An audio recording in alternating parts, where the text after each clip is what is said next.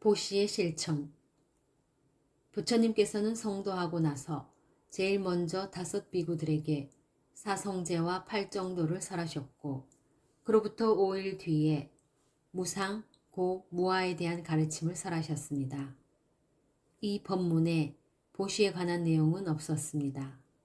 부처님께서 이처럼 보시에 관한 언급 없이 바로 계를 지키고 계를 바탕으로 선정을 닦고 선정을 바탕으로 윗바사나지의 수행을 하라고 가르치신 것은 법문을 듣는 대상이 이번 생에서 바로 아라한이 될 수 있는 근기를 갖춘 사람들이었기 때문입니다. 하지만 부처님께서는 이번 생에 아라한이 될 근기를 갖추지 못한 사람들에게는 점차적인 가르침을 설하셨습니다. 그때 제일 먼저 가르치신 것이 바로 보시이고, 그 다음에 천상에 관한 법문, 감각 욕망의 허물과 그것에서 벗어나는 공덕을 차례대로 설하셨습니다. 부처님께서 보시를 먼저 설하신 이유는 보시가 마음을 부드럽게 만들기 때문입니다. 보시를 통해 마음을 부드럽게 해서 계율을 지키고 삼매를 닦고 지혜 수행을 실천하도록 하기 위해서입니다. 그렇게 해서 법문을 듣는 이의 근기가 성숙되면 그때 사성제의 가르침을 설해 법을 증득하도록 이끄셨습니다. 물론 보시가 직접 열반을 성취하게 하는 것은 아닙니다. 그러나 열반을 성취하게 하는 팔정도나 사막의 체계적인 가르침을 실천하는데 큰 바탕이 되기 때문에 보시를 실천해야 하는 것입니다. 보시는 많은 사람들이 좋아한다. 선한 이들이 가까이 한다. 좋은 명성이 따른다. 어떤 모임에 가더라도 떳떳하다. 죽은 후 좋은 곳에 태어난다는 5가지 이익을 가져다 줍니다. 경전에 보면 사탕수수 한 줄기, 과일 하나 정도의 아주 작은 보시로 천상의 영화를 얻게 된 천신들의 일화가 많이 있습니다. 이처럼 아무리 작은 보시라도 큰 과보를 가져오기는 하지만 보시를 받는 존재에 따라 그 결과는 많이 달라집니다. 개인에게 하는 보시와 승단에게 하는 보시는 그 결과가 다릅니다. 개인에게 하는 보시도 대상에 따라 그 과보가 다릅니다. 축생에게 보시하면 그 결과로 100배의 이익을 얻을 수 있습니다. 계를 지키지 않는 범부에게 보시하면 1000배, 계를 지키는 범부에게 보시하면 10만배, 선정이나 신통을 성취한 외도 수행자에게 보시하면 1000억배, 수다원 도어의 위치에 있는 이에게 보시하면 아승기배의 결과를 얻는다고 합니다. 그 이상의 수다원과 사다함도, 사다함과 아나함도, 아나함과 아라한도, 아라한과 벽집을 그리고 부처님께 보시하여 얻는 결과는 더 이상 말할 필요도 없습니다. 승단에게 하는 보시는 개인에게 하는 보시보다 그 결과가 훨씬 더 큽니다. 승단에게 하는 보시도 대상에 따라 결과가 다릅니다. 부처님이 현존하실 때 부처님을 위시한 전체 비구와 비구니 승단에 보시하는 것이 제일 과보가 큽니다. 그 다음으로 부처님께서 반열반에 드신 후 전체 비구와 비구니 승단에 올린 보시, 전체 비구 승단에만 올린 보시, 전체 비구니 승단에만 올린 보시, 일부 비구와 비구니 승단에게 올린 보시, 일부 비구 승단에 올린 보시, 일부 비구니 승단에 올린 보시 등의 차례로 그 과보가 큽니다. 경전에 보면 6가지 구성 요소를 갖춘 보시의 공덕을 재는 것은 쉽지가 않다고 하셨습니다. 6가지 구성 요소는 보시하는 이가 보시하기 전에, 보시할 때, 보시한 뒤 마음이 깨끗하고 기뻐하는 것입니다. 보시를 받는 이는 탐욕을 여의었거나 탐욕을 길들이는 돌을 닦고 성냄을 여의었거나 성냄을 길들이는 돌을 닦고 어리석음을 여의었거나 어리석음을 길들이는 돌을 닦는 것입니다. 또한 계행을 지키는 이가 계행을 지키는 이에게 보시의 과보가 크다는 믿음을 가지고 여법하게 얻어진 것을 기쁜 마음으로 보시하면 그 보시는 매우 큰 과보를 가져온다고 4가지 청정에 대해서 나옵니다. 이와 같은 가르침에 비추어 보면 공덕을 크게 하는 5가지 요소가 있습니다. 첫째, 보시하는 사람 스스로가 계를 잘 지켜야 됩니다. 둘째, 계를 잘 지키는 사람에게 보시를 해야 됩니다. 셋째, 살생이나 도둑질 같은 삿된 방법으로 얻지 않고 청정하게 얻은 것을 보시해야 합니다. 넷째, 보시하기 전에도 기뻐하고 보시하면서도 기뻐하고 보시하고 나서도 기뻐해야 합니다. 마지막으로 5째가 가장 중요합니다. 그것은 업과 업의 과보에 대해 확실하게 믿는 신심을 갖고 보시를 해야 한다는 것입니다. 보시를 해서 많은 재산이 소모되었다. 하지만 결코 헛되이 쓴 것이 아니다. 이 보시의 공덕으로 내가 쓴 재산보다 훨씬 더 값진 선업을 개발한 것이다. 재산은 물, 불, 도저, 왕, 나쁜 상속자라는 5가지 원수가 언제든지 훔쳐갈 수 있다. 하지만 보시하는 업은 절대 무너뜨릴 수가 없고 내가 열반을 성취할 때까지 윤회하는 생마다 나를 따라다닐 것이다. 나는 윤회하는 생마다 좋은 과보를 받을 것이다. 이것은 틀림없는 사실이다 라고 업과 업의 결과에 대해 신심을 내는 것이 중요합니다. 세상에는 밝음에서 밝음으로 가는 사람, 밝음에서 어둠으로 가는 사람, 어둠에서 어둠으로 가는 사람, 어둠에서 밝음으로 가는 사람의 4종류가 있습니다. 어떤 사람은 부유하게 태어나서 올바른 법을 듣고 보시를 행해 다음 생에도 부자로 태어납니다.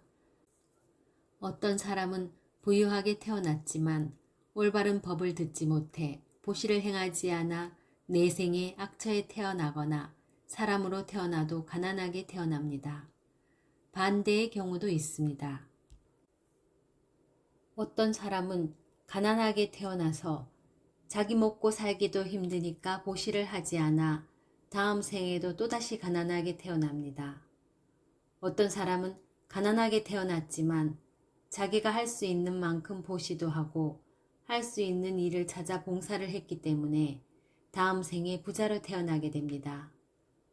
꽃장수 수만아의 이야기에서 볼 수 있듯이 보시는 아무리 형편이 어려워도 얼마든지 할 수 있습니다. 지금 형편이 어렵고 재물이 모이지 않는다면 오히려 보시를 더 열심히 해야 합니다. 베풀면 베푼 만큼 분명히 돌아옵니다. 이번 생에 안 돌아오면 다음 생에라도 확실히 돌아옵니다. 과보가 오지 않는 일은 절대 없다는 확고한 믿음을 바탕으로 부지런히 보시바라미를 실천해야 합니다. 외살리의 재앙을 물리치다. 부처님께서 웰로아나 정사에 머물고 계실 때의 일이었습니다. 화려하고 부유한 상업도시 외살리에 큰 재앙이 닥쳤습니다. 심한 가뭄이 계속되자 농작물이 다 말라 죽었고 먹을 것이 없어 사람들이 굶주림으로 죽어나갔습니다. 시체가 곳곳에 뒹굴게 되면서 시체 썩는 악취가 진동하였고 악귀가 출몰하고 전염병이 퍼졌습니다. 기근, 악귀, 역병의 3가지 재앙이 외살리를 덮친 것입니다. 어떻게 하면 재앙에서 벗어날 수 있을지 고민하던 외살리 사람들은 웰로아나 정사에 머물고 계신 부처님께 지혜를 구하기로 했습니다. 중생들의 평화와 안녕을 위해 법을 설하시는 부처님께서 외살리에 오신다면 모든 재앙에서 벗어날 수 있을 것이라고 생각한 것입니다. 부처님께서는 그 같은 청을 받고 재앙으로 고통받는 외살리로 향하셨습니다. 부처님께서 강과 강을 막 건넜을 때 갑자기 사방에서 검은 먹구름이 몰려들었습니다. 그러더니 강둑에 발을 내딛는 순간 큰 비가 쏟아지기 시작했습니다. 큰 비가 계속해서 내리면서 시체 섞는 악취와 역병으로 뒤덮였던 도시가 점차로 깨끗해졌고 부처님께서 외살리에 도착하시자 악귀들도 대부분 물러났습니다. 부처님께서 아난다 존자에게 말씀하셨습니다. 아난다여, 외살리를 돌아다니면서 내가 지금 설하는 보배경을 암송하여라. 아난다 존자는 먼저 부처님의 돌바루에 물을 담아 들고 성문에 가서 부처님의 공덕을 회상하기 시작했습니다. 정등각자 부처님이 되기를 서원하는 것부터 시작해서 부처님의 십바라미를 3가지 단계로 회상하였고 5가지 위대한 포기와 3가지 실천을 회상하였고 부처님으로 태어나서 깨달음을 얻기까지의 전 과정을 회상했습니다. 그리고 나서 외살리에 들어가 큰 거리를 다니며 밤새도록 보배경을 독송하였습니다. 아난다 존자가 부처님 바로에 담은 물을 뿌리며 보배경을 독송하자 그 위력으로 그때까지 남아있던 악기마저 다 도망쳤고 전염병도 씻은 듯이 사라져버렸습니다. 그 뒤 부처님께서 다시 보배경을 설하셨고 그 설법 끝에 외살리에 닥친 모든 재앙이 사라졌으며 8만 4천의 중생들이 사성제를 깨달았습니다. 부처님께서는 7일 동안 계속해서 이 경을 설하셨고 그때마다 8만 4천의 중생들이 깨달음을 얻었습니다. 외살리에서 아난다 존자가 암송한 보배경처럼 외부의 위험으로부터 보호하기 위해 독송하는 경들을 보호경이라고 합니다. 몸 안의 병은 먹는 약을 통해서 치료하지만 몸 밖의 상처는 바르는 약으로 치료합니다. 마찬가지로 자신의 내부, 즉 마음의 병인 번뇌는 사마타와 윗바사나 등의 수행으로 치료하지만 아직 다가오지 않은 외부의 위험이나 이미 다가온 외부의 위험이 사라지도록 하기 위해서 보호경을 독송하는 것입니다. 보호경의 역할을 하는 경우로는 보배경 외에도 행복경, 자애경, 무더기경, 깃발경, 깨달음 요소경, 아따나띠아경 등이 있습니다. 사끼야족과 꼴리야족의 물싸움. 부처님께서 사안거를 마치고 제따와나 정사에 머물고 계실 때 사끼야족과 꼴리야족 사이에 큰 싸움이 일어났습니다. 사끼야족은 부처님의 종족이고 꼴리야족은 부처님의 부인인 야소다라비의 종족입니다. 원래는 두 종족이 같은 시조로 서로 혼인을 할 만큼 친밀하게 지내던 사이였습니다. 두 나라 사이에는 로힌이라는 작은 강이 흐르고 있었는데 비가 잘 내리지 않는 음력 5월이 되자 농사 지을 물이 부족하게 되었습니다. 두 종족은 서로 물을 차지하기 위해 다툼을 벌였고 다툼이 점차 커지면서 나중에는 서로를 비난하면서 자존심을 건드리게 되었습니다. 물 때문에 시작된 농부들 간의 싸움이 결국에는 대신과 왕족들에게까지 알려졌고 마침내 두 종족이 군대까지 동원해서 전쟁하기 직전까지 상황이 커져버렸습니다. 그 사실을 아신 부처님께서 홀로 로히니 강으로 가셨습니다. 부처님께서는 두 종족의 군대가 강 양쪽에 모여 있는 것을 보시고 강 중간으로 날아올라 가부좌를 하고 앉으셨습니다. 그리고 나서 신통으로 먼저 검푸른 광명을 펴 주위를 어둡게 만드신 후 다시 몸에서 육색 광명을 내뿜으셨습니다. 사끼야족과 꼴리야족 사람들은 그 모습을 보면서 마음이 한결 누그러져 들고 있던 무기를 내려놓고 부처님께 예를 올렸습니다. 그러자 부처님께서 근처 모래 위로 내려와 두 종족의 왕족들을 불러 부르셨습니다. 무슨 일 때문에 싸우려고 하는가? 물 때문에 싸움이 일어났습니다. 이 강물은 얼마나 가치가 있는가? 매우 작습니다. 왕족이라는 혈통은 얼마나 가치가 있는가? 값을 매길 수 없을 정도로 가치가 큽니다. 왜 가치가 없는 물 때문에 매우 큰 가치를 지닌 왕족의 혈통을 무너뜨리려 하는가? 그리고 나서 부처님께서는 사소한 시비 때문에 목숨까지 잃게 된 판다나 자따까를 들려주고 나서 다투지 말고 화합하며 살라는 개송을 읊으셨습니다. 또한 다른 이의 말을 함부로 믿지 말라는 뜻으로 두뚜바 자따까, 아무리 약자라도 힘을 합치면 강자를 이길 수 있다는 내용의 라뚜끼따 자따까, 화합의 공덕을 설한 루카담마 자따까, 내분으로 파멸한 와따까 자따까를 차례로 설하셨습니다. 이렇게 5가지 전생록을 설한 후에 마지막으로 폭력을 휘두르는 자에 대한 경을 설하셨습니다. 부처님의 설법을 듣고 자신의 어리석음을 깨달은 사끼야족과 꼴리야족은 그 자리에서 참회하고 화합하였습니다. 사끼야족과 꼴리야족 왕자들의 출가.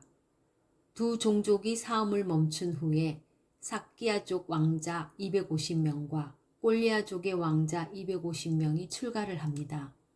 두 종족의 어른들은 부처님이 계시지 않았더라면 우리는 서로 싸워 파멸했을 것이다. 이렇게 훌륭하신 부처님을 다른 종족이 시중들게 할 수 없으니 너희들이 출가하여 부처님을 모시도록 하여라. 고 아들들을 출가시킨 것입니다. 하지만 500명의 왕자들은 자발적으로 출가한 것이 아니었기 때문에 출가 생활에 만족하지 못했고 집에 두고 온 부인 생각에 속퇴하고 싶은 마음까지 생겼습니다. 그런 마음을 알아차린 부처님께서 그들 500명을 히말라야 산으로 데리고 가셨습니다. 그들은 히말라야 산의 장관을 구경하면서 과거 아내들에 대한 애착을 끊게 되었습니다. 그리고 난 후 부처님께서는 꾸날라 자따까를 설해 주셨고 그 법문을 듣고 그들 모두 수다원이 되었습니다. 그들은 수다원이 되는 순간 신통력도 같이 생겼습니다. 그래서 히말라야에 갈 때는 부처님의 신통력으로 갔지만 돌아올 때는 각자 자신의 신통력으로 돌아왔습니다. 신통이 생기는 경우에는 2가지가 있습니다. 사마타 수행을 통해 색계사선정을 증득하면 도를 얻는 것과 상관없이 자신의 노력에 따라 신통이 생길 수 있습니다. 또한 이번 생에 특별히 사마타 수행을 하지 않았어도 전생에 사마타 수행을 많이 한 사람들은 도를 얻는 순간에 신통이 생길 수 있습니다. 500명의 비구들은 후자에 해당합니다. 부처님께서는 수다원이 된 500명의 비구들이 사다함, 아나함, 아라한의 도와 과에 이를 수 있도록 가르침을 주셨고 500명 모두 그 가르침에 따라 열심히 수행해서 차례차례 아라한이 되었습니다. 그 중에서 부처님께 가장 먼저 수행 주제를 받아 제일 먼저 아라한이 된 비구가 그 사실을 아뢰려고 부처님께 갔습니다. 그 다음으로 아라한이 된 비구도 부처님께 갔고 그렇게 차례대로 부처님 앞에 앉게 되었습니다. 하지만 자신이 아라한과를 증득한 사실이 다른 비구들에게 알려질까봐 부처님께 아뢰지 않고 그대로 앉아 있었습니다. 아라한은 이처럼 자기가 아라한이라는 사실을 드러내지 않으려는 특성이 있습니다. 아라한은 말할 것도 없고 수다원도 자기가 수다원이라는 사실을 드러내지 않습니다.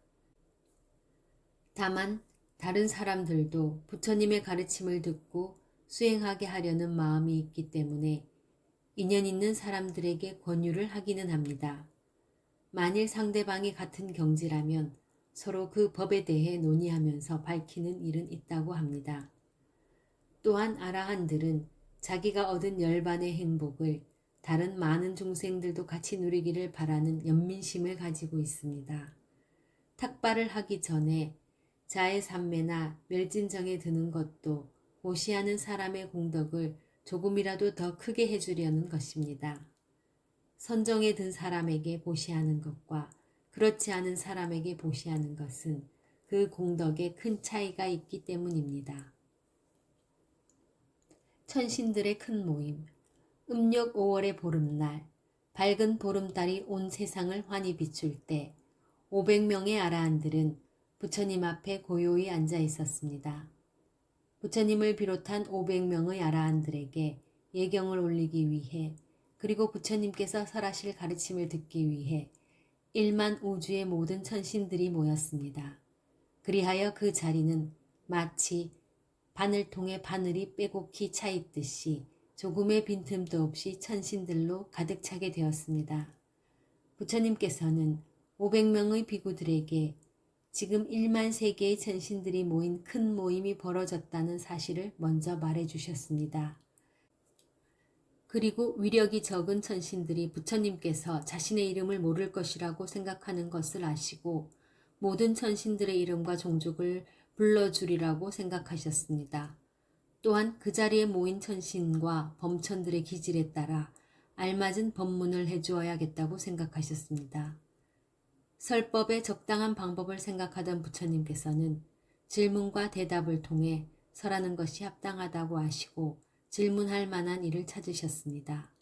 하지만 천신들의 성향에 맞는 질문을 할 수 있는 존재를 찾지 못하자 신통으로 화신 부처님을 한 분 만드셨습니다. 그리고 나서 구체적인 설법을 하기 위해 천신들의 마음을 먼저 기쁘게 해주기 위해 더욱 부드럽게 해주기 위해 신심이 더욱 확고해지도록 하기 위해 대회경을 설하셨습니다. 부처님께서 위력이 작은 천신부터 위력이 큰 천신까지 모두 이름을 불러주자 그곳에 모여있던 1조의 천신과 범천들이 아라한과를 얻었으며 수다원과를 성취한 이들은 헤아릴 수 없이 많았다고 합니다. 하지만 단지 이름을 불러준 것만으로 그들이 아라한이나 수다원이 된 것은 아닙니다. 부처님께서 직접 이름을 불러주어 마음이 부드러워지고 기쁘게 되었을 때 사성제 법문을 듣고 수행이 진전되어 성자가 된 것입니다. 천신이나 범천이 얼마나 대회경을 찬탄했는지를 알려주는 일화가 있습니다.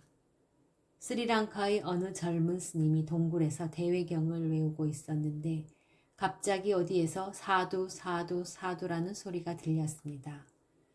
그 소리를 들은 스님이 누구냐고 물었습니다. 저는 여기 같이 살고 있는 천녀입니다, 스님. 지금까지 한 번도 그 말을 한 적이 없는데 왜 오늘 사두라는 말을 합니까? 대회경을 외우는 소리를 들으니 너무 좋아서 그랬습니다. 저는 부처님께서 대회경을 설하시던 날에 그곳에 있었습니다. 그런데 오늘 스님이 그 대회경을 글자 하나도 틀리지 않게 외우는 걸 듣고 감격해서 저도 모르게 사두 사두 사두를 외친 것입니다, 스님. 부처님께서 대회경을 설하실 때 많은 천신들이 모여서 들었다고 하는데 당신도 그 자리에 있었습니까?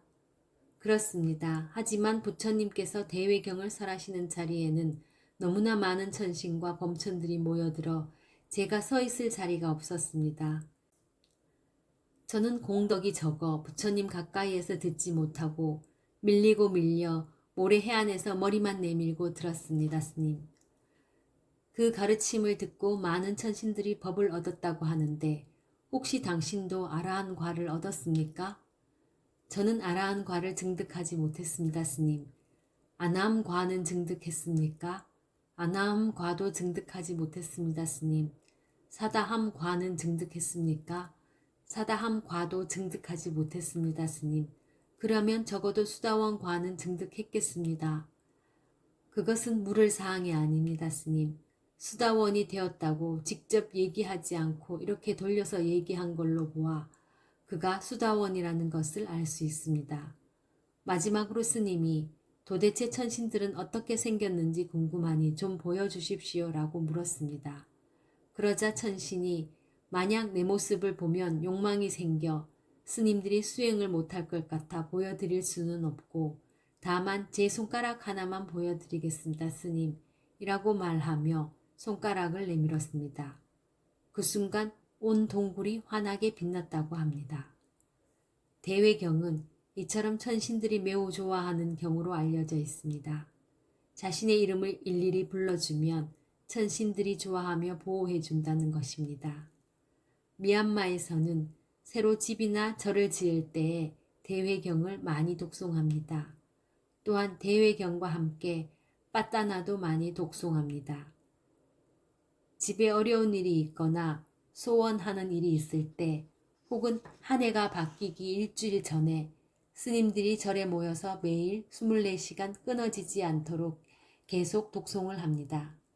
부처님께서는 대회경을 설하시고 나서 계속해서 탐욕의 기질이 있는 천신들, 성냄의 기질이 있는 천신들, 어리석음의 기질이 있는 천신들, 신심의 기질이 있는 천신들, 지혜의 기질이 있는 천신들, 사유의 기질이 있는 천신들, 이렇게 각각의 기질에 맞는 법문을 설하셨습니다.